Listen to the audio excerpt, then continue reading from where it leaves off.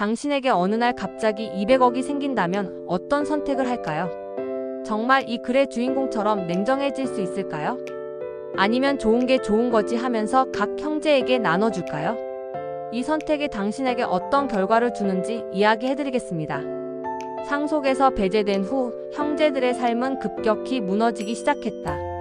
돈 때문이 아니었다. 그들이 쌓아온 허상이 한순간에 드러났기 때문이었다.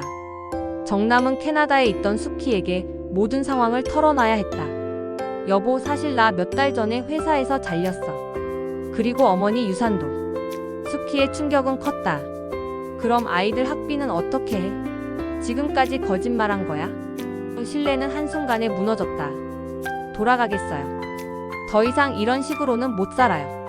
수키는 아이들과 함께 한국으로 돌아왔지만 가족의 복원은 쉽지 않았다. 여의도 아파트도 결국 팔아야 했다. 정식의 상황은 더욱 참혹했다. 어머니 유산을 당연히 받을 수 있을 거라 생각하고 무리한 투자를 했던 것이다. 주식에 대출까지 받아 몰빈 돈이 순식간에 증발했다. 당신이 투자한다고 했을 때 말렸잖아. 미숙이 소리쳤다. 이제 어떻게 살란 말이야. 회사에서도 개인 투자 실패로 인한 스트레스가 업무에 영향을 미쳤다. 결국 정식은 명예퇴직을 권유받았다. 퇴직금으로는 빚의 일부만 갚을 수 있었다. 미숙은 참다 못해 친정으로 아이들을 데리고 갔다. 시어머니가 200억이나 되는 돈을 딸한테만 줬다니까. 우리가 바보였지 뭐. 친정 식구들 앞에서 분풀이를 했지만 이미 깨진 가족은 되돌릴 수 없었다. 형제 간의 관계도 틀어졌다. 정남은 정식을 원망했다. 내가 미숙이를 잘못 교육해서 어머니 마음을 돌린 거 아냐. 정식도 지지 않았다. 형이야말로 형님 체면만 생각하다가 어머니를 소홀히 한 거 아냐. 서로를 탓하며 연락을 끊었다. 어머니의 200억은 가족을 하나로 묶어주기는커녕 완전히 흩어놓았다. 그들이 추구했던 것은 돈이었지 진정한 가족애가 아니었음이 드러났다. 무너진 것은 돈이 아니라 그들이 쌓아온 가식과 욕망이었다. 강동구 신축 아파트로 이사한 날, 진이는 넓은 거실에 서서 믿기지 않는 현실에 감탄했다. 35평 아파트는 이전 반지하 집의 2배가 넘는 크기였다. 무엇보다 어머니께 드릴 수 있는 별도의 방이 있다는 것이 기뻤다. 할머니, 이 방이 할머니 방이에요. 소영이 홍월숙의 손을 잡고 안방으로 안내했다. 남향으로 햇볕이 잘 드는 가장 좋은 방이었다. 이런 좋은 방을 나한테 주면 어떡해. 월숙은 눈물을 글썽였다. 어머니, 당연한 거예요. 저희가 할 수 있는 건 이것밖에 없어요. 진이는 어머니의 손을 꼭 잡았다. 성수의 상황도 극적으로 바뀌었다. 신탁관리 업무를 도와주던 박범무사의 소개로 정규직 일자리를 얻었다. 월급도 이전보다 2배 가까이 올랐다. 더 이상 밤늦게 대리운전을 하지 않아도 되었다. 아빠, 오늘도 일찍 오셨네요. 민수가 아버지를 반갑게 맞았다. 저녁 시간이 되면 네 식구가 둘러앉아 함께 밥을 먹는 것이 일상이 되었다. 홍월숙은 손자 손녀들과 이야기하며 그동안 느껴보지 못했던 진짜 행복을 맛보았다. 할머니, 옛날 이야기 해주세요. 아이들이 졸라대면 월숙은 자신의 어린 시절, 아이들의 아버지가 어렸을 때 이야기를 들려주었다.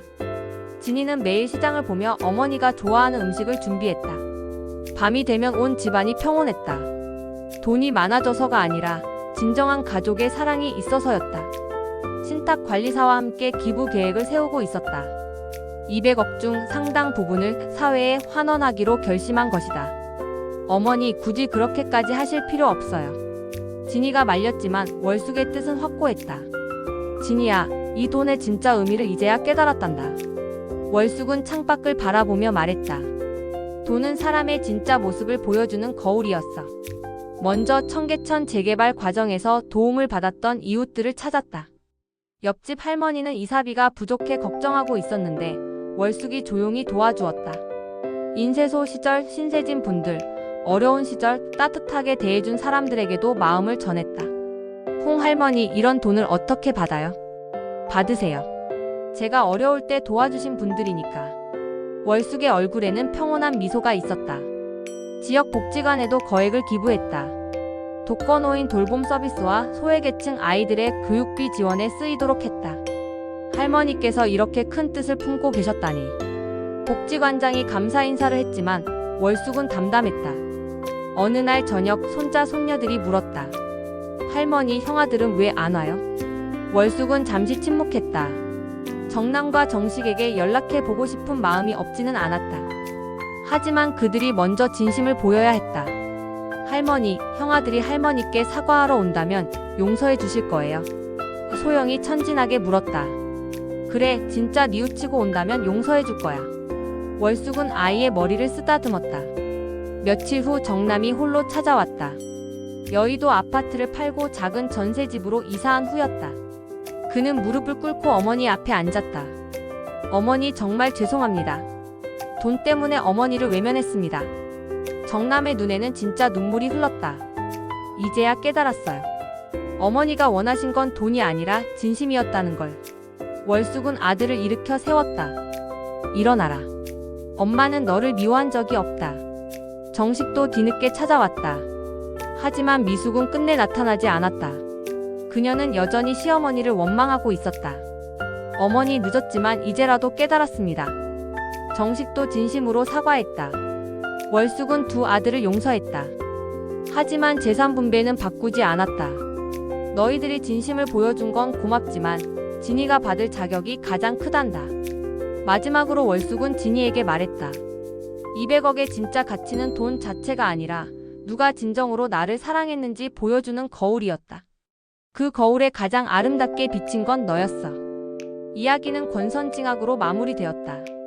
진정한 사랑을 보여준 진이는 행복을 얻었고 욕심만 부렸던 형제들은 뒤늦게나마 깨달음을 얻었다. 하지만 가장 중요한 건 가족 간의 진실한 마음이었다.